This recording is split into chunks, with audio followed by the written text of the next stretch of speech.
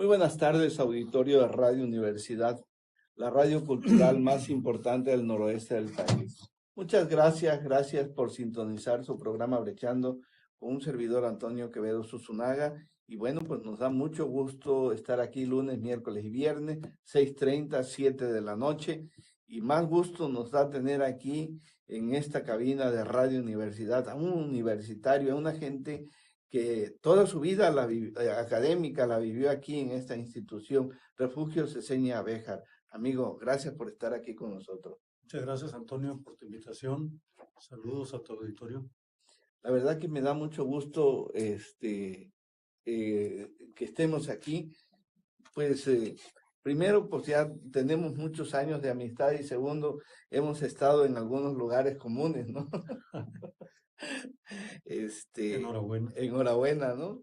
Y bueno, pues Ceseña, yo te invité porque quiero conocer tu opinión. Tú eres una gente muy centrada, muy analítica de este escenario nacional que estamos viviendo casi a 50 días de lo que serán las elecciones. Pues en primer lugar, es muy grato ver que hay un gran entusiasmo de la población por participar en el proceso electoral, cada quien por la opción que considere más pertinente.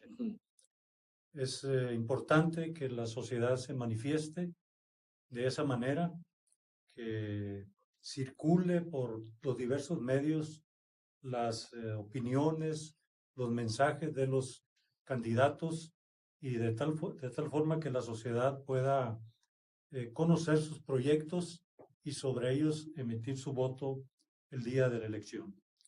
Es, creo, una elección extraordinaria por la magnitud de los puestos que se van a someter a la elección y por el debate que ha desatado en la sociedad mexicana. Pues la verdad es que hay mucho entusiasmo y no sé cómo veas tú, comparando esos ambientes del anterior proceso electoral que está de donde sale Enrique Peña Nieto y el de ahora, ¿cómo lo sientes? Hay una enorme distancia. Creo que en el anterior proceso la sociedad estaba un poco retraída, incrédula de participar en los procesos electorales, y en tanto hoy, como lo decía anteriormente, se nota el entusiasmo, la disposición a participar. Y sin más, comentaba con alguien que está en la estructura de los órganos electorales que en otros años había dificultad para que el ciudadano estuviera dispuesto a participar en las mesas, en las casillas, en las diferentes funciones que hay ahí, y ahora han encontrado una respuesta muy favorable de la ciudadanía. Eso es un buen indicador, es una enorme diferencia con la anterior elección. Sí, yo creo que también el otro aspecto que está resultando diferente, aunque en ambos procesos se han registrado campañas negras o campañas sucias, en esta ocasión creo que las visiones del mismo electorado han cambiado, ¿no? Pues ninguna campaña puede estar exenta de ese tipo ¿no? de estrategias, ¿no? De las diferentes opciones partidarias. Creo que bien habría que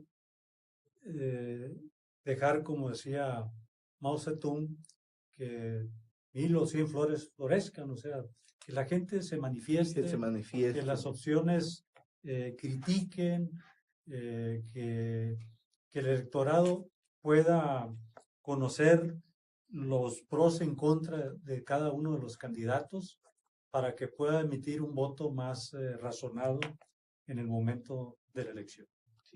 Sí, yo me refería en este sentido, por ejemplo, la anterior, Andrés Manuel López Obrador, pues se le lanzó una campaña del miedo que dio mucho resultado en aquel entonces, pero en esta ocasión, ¿por qué esa misma campaña que se inició ya no pegó. Porque, en primer lugar, hay una sociedad mexicana que ha crecido en su conocimiento de la problemática social, pero aquí hay un elemento también central. O sea, la gente le tiene más miedo a continuar con la situación que se está viviendo en nuestra sociedad, con los miles de crímenes, con la corrupción, con todo lo demás, que a una estrategia electoral negativa. Negativa, O ¿no? sea, eso en buena hora el ciudadano lo ha vencido y está optando por canalizar sus inquietudes en la elección sin temor alguno, que eso es también muy importante. Sí, creo que ahorita, pues ese es un elemento que está sobresaliendo porque prácticamente golpe que recibe López Obrador, el medio social como que le da ese colchoncito, le da ese respiro, esa protección. Yo veo que no es posible para un candidato tener toda la defensa que tiene. Bueno, hablando de candidatos a candidatos, tiene que ver también con el mensaje que lanzan. O sea, si un candidato le expresa a la ciudadanía una esperanza de cambio, una posibilidad de modificar la situación en que actualmente se está, indudablemente tendrá el cobijo ciudadano. Si un candidato lo que ofrece es más de lo mismo, el continuismo de la situación, de los graves problemas que este país tiene, va a encontrar el rechazo de la ciudadanía. Si los candidatos no han entendido que el mensaje antisistémico es el que está pegando en el corazón de la gente, pues él o sus asesores no han sabido hacer una lectura adecuada del momento actual que vive el país. Bueno, pues es interesante ver cómo ya los candidatos prácticamente están entrando a una recta final, donde según la última encuesta, Refugio, que publicó el Reforma, 48 puntos para López Obrador, 30 para Ricardo Anaya y 16 para José Antonio Meade, 3 para la señora Margarita Zavala y 2 para el Bronco, ¿no? Es la lectura de un momento. Es la lectura de un momento. La elección, haciendo uso de un conocido refrán beisbolero, no se acaba hasta que cae el último out. Último out, ¿no? Entonces, una circunstancia política puede cambiar no en meses, en un día, con una frase, con una actitud, con un gesto que sea malinterpretado por el ciudadano, puede modificar las preferencias electorales, ¿no? Por eso, en las últimas elecciones, tú habrás notado el fracaso rotundo de las principales empresas encuestadoras del país. No han tenido la capacidad para hacer los estudios que realmente midan la percepción del ciudadano. Y en el momento de la elección, los resultados son totalmente contrarios a lo que se expresa en las encuestas. Hay una incertidumbre en ese terreno y las mismas empresas encuestadoras más importantes en el país así lo reconocen. Sí, yo creo que, como bien dices, un hecho puede cambiar absolutamente todo. Yo me acuerdo, Ceseña, por ejemplo, de esa elección que hubo en España, que un bombazo cambió de la noche a la mañana todo el proceso electoral. Totalmente. Cuando se hacía ya reelecto Aznar, una situación catastrófica de esa naturaleza modificó totalmente de un la día para otro, participación como de los bien lo dices. en horas. En horas, fueron en horas. En horas. Entonces, esto mismo puede ocurrir porque estamos hablando de las máximas sensibilidades del ser humano, ¿no? Sí, el voto, aunque yo hablaba un poco contradiciéndome con lo que decía al principio, de la necesidad de que el ciudadano adopte un voto razonado sobre la base de la información que tenga, tiene mucho que ver con el sentimiento, con lo sensorial, Es con emocional el el voto. mensaje que le llega. Al momento de la casilla, al momento de estar de emitir el voto, es una situación de carácter emocional y por eso han tenido mucha eh, influencia los diferentes medios que se dedican a lanzar mensajes en ese sentido, ¿no? De despertar Las la emociones. sensibilidad, las emociones de la gente. Sí, yo creo que ahorita, creo que eso es lo que prevalece. La vez pasada que estuvimos aquí juntos, hablábamos de que pues no hay un razonamiento profundo de los contenidos de las campañas. Pues es que te lo decía esa vez de que es muy difícil que en una tonadilla, que en una pregunta de un reportero o simplemente en los debates En por estos el debates tiempo que públicos que tienen, se han dado. se pueda expresar a profundidad eh, lo que un candidato pretende para un determinado país. Y las plataformas electorales bien, están guardadas en los archivos del Instituto Nacional Prácticamente nadie Electoral, las ¿no? conoce, ¿verdad? Es difícil, a pesar de que hoy están en los medios electrónicos, es poco el ciudadano que tiene el tiempo para pegarles una estudiada, ¿no? Y sobre esa base emitir su voto. Fíjate que desde que comentaste eso la vez pasada, me llamó mucho la atención y hice referencia en la columna Brecha a ese comentario que hiciste y veo luego, y me dio mucho gusto que la Universidad Autónoma de Sinaloa y la NUYES misma plantearan hacer foros de análisis de las plataformas políticas, ¿sí?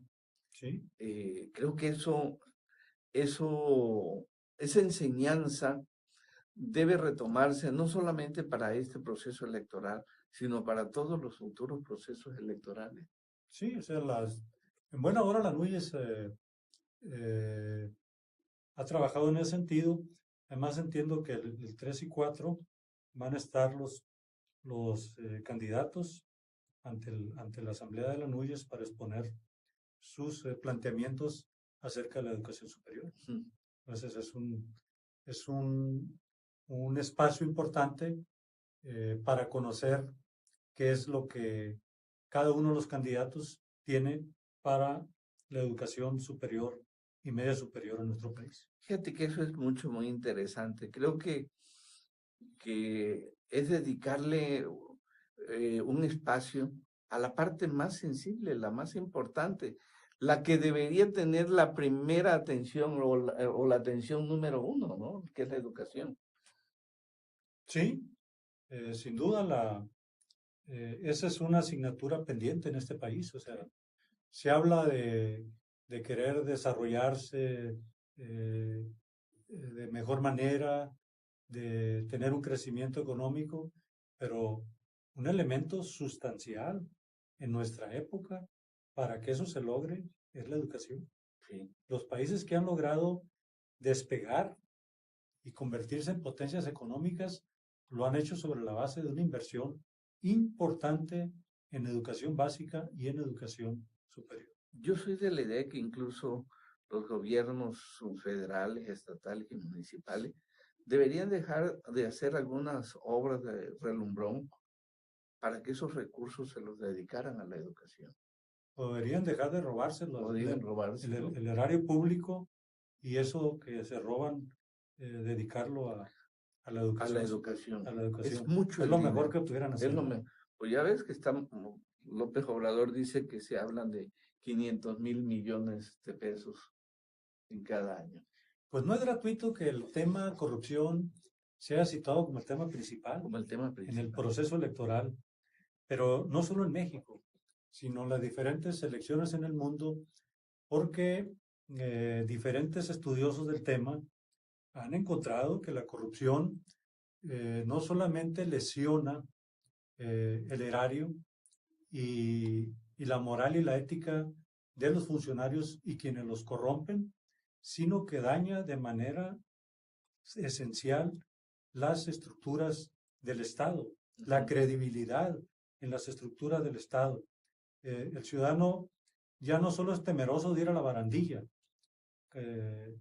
con el policía de turno, sino tiene temor a ir a cualquier ventanilla de los espacios gubernamentales porque puede ser víctima de un proceso de corrupción. Fíjate, bueno, es grave lo que por lo que estamos pasando, y yo creo que ahí está y ahí se encierra este secreto de, de la gente buscar un cambio, ¿no? Ajá. Cuando menos en eso. Cuando menos en eso. Bueno, pues estamos aquí con el maestro Refugio Ceseña Béjar en este programa de radio de Brechando, con un servidor Antonio Quevedo Susunaga, pero después de un corte que nos está mandando nuestra operadora Diris Talavera, regresamos más con este programa. La verdad es que mucho el dinero que se roba en todas las áreas. Sí, lamentablemente, o sea, y te digo, no solamente es ese el efecto, sino que está erosionando las instituciones. Bueno, creo que ya las erosionó totalmente, ¿no? Han perdido la credibilidad, han perdido el sustento. La confianza de la gente en lo que debería de ser un espacio de servicio. Sí. Entonces se convierte en donde van y te esculcan el bolsillo. Fíjate, ninguna institución funciona, ni grande, ni pequeña, de ninguna especie. Yo el día del trabajo vi cómo se manifestaban los trabajadores. Hay casos como es el de Mexicana de Aviación. Ahí está, que no se resuelve. Totalmente desastroso. Desastroso eso. Bueno, pues muchas gracias. Continuamos con este programa Brechando. Gracias por seguir sintonizando con nosotros. Estamos aquí en la cabina con Refugio Ceseña Béjar, platicando pues a 50 días de la elección federal y estatal, la más grande de todas las elecciones, Ceseña. Como diría alguien, la madre de las elecciones, ¿no? Sí. De todas las elecciones que ha habido en este país. Un saludo a nuestro amigo Rodolfo Díaz de la Vega, que nos está sintonizando seguramente allá por su tierra. Un saludo. También a Javier Ramírez, que nos está sintonizando. Él está en otra estación de radio. Lo estoy ventaneando aquí. Pero bueno, nos da muchísimo gusto, la verdad, nuestro amigo Javier Ramírez. Y bueno, el tema sigue siendo dentro de esta jerarquización de problemas que deberá atender el próximo presidente Ceseña. ¿Cómo los 4 primeros problemas que tú ves a distancia que debe atender el próximo presidente? En primer lugar, la obligación fundamental del Estado es la seguridad. La seguridad. Segundo, el combate a la desigualdad. Profunda. Y sin dejar de verlos de manera distinta, la gran asignatura pendiente de este país, la educación. Educación. Y el tema de moda, la corrupción. La corrupción. Fíjate que con esto que atendiera un presidente, yo creo que estaríamos avanzando extraordinariamente, ¿no? Bien atendidos estos temas pueden lograr generar un cambio en nuestro país. ¿Por qué? Uno, una mejor educación indudablemente va a generar mejores ciudadanos, profesionistas más capacitados y por ende con mayor capacidad productiva. Y eso impulsaría los servicios y la economía en nuestro país. Una sociedad segura, con certeza de la vida de las familias, de la situación de las empresas, en un ambiente de tranquilidad, pues genera también una mayor capacidad productiva. Una sociedad donde los recursos del erario público se utilicen para los programas de desarrollo y de beneficio social, indudablemente va a permitir un crecimiento de nuestra nación. Pues todos esos factores de los que hemos hablado son esenciales para que nuestro país pueda superar sus índices de crecimiento, ¿no? Y tener un impacto central en lo que lesiona hoy a la sociedad mexicana, que es una élite enormemente rica, multimillonaria, a nivel del jet set universal, y millones y millones de gente que no tienen, en extrema pobreza, que no tienen lo elemental para subsistir. O sea, grave la desigualdad. si se ataca la desigualdad, va a impactar de manera esencial en seguridad, en desarrollo económico, y va a presentarnos un México distinto. Son por eso 4 asignaturas que tú bien lo dices. Si quien asuma la magistratura, la presidencia en nuestro país, las atiende, va a hacer un cambio, va a perfilar un cambio y va a tener un sexenio de éxito como gobernante y en beneficio de la ciudadanía. Sí, la desigualdad de la que hablas es lastimosa, Dolorosa. dolorosa. Y no podemos seguir así, señor. Ningún país puede aguantar una situación como la que hoy se vive, ¿no? De esa brecha que en lugar de irse angostando, ha ido creciendo y impacta de manera muy sensible en la estructura social, y esto puede generar situaciones de ingobernabilidad. Una inestabilidad social casi la tenemos en puerta. Pues ya hay lugares en el país donde la inestabilidad ha venido por 2 vías. Una, esa desigualdad extrema, y otra, la participación de los grupos delictivos en determinadas zonas de nuestro país. Sí, ya hay algunos. Bueno, la delincuencia está suelta. No puedes ir a ningún lado ahorita. No puedes usar las carreteras en las noches. No puedes estar en los parques públicos después de determinadas horas. No puedes ir a un cajero a sacar dinero después de determinada hora o que oscurece. No puedes hacer muchas cosas. ¿Por qué? Porque la delincuencia es la que impone la regla. Exactamente. Y aquí tiene también que ver un tema que debe de ser tratado por quienes andan hoy en la contienda, que es luchar contra la impunidad, que también lesiona la credibilidad en los órganos policíacos, en los órganos que están supuestamente para cuidar nuestra seguridad y la de nuestras familias, ¿no? Pues cuando el delincuente actúa con tal impunidad, es porque hay contubernio de la autoridad. Y eso le hace permisible que pueda actuar como tú decías, desatados, pues, o sea, Está sin suelto, control, sin sin control. control alguno.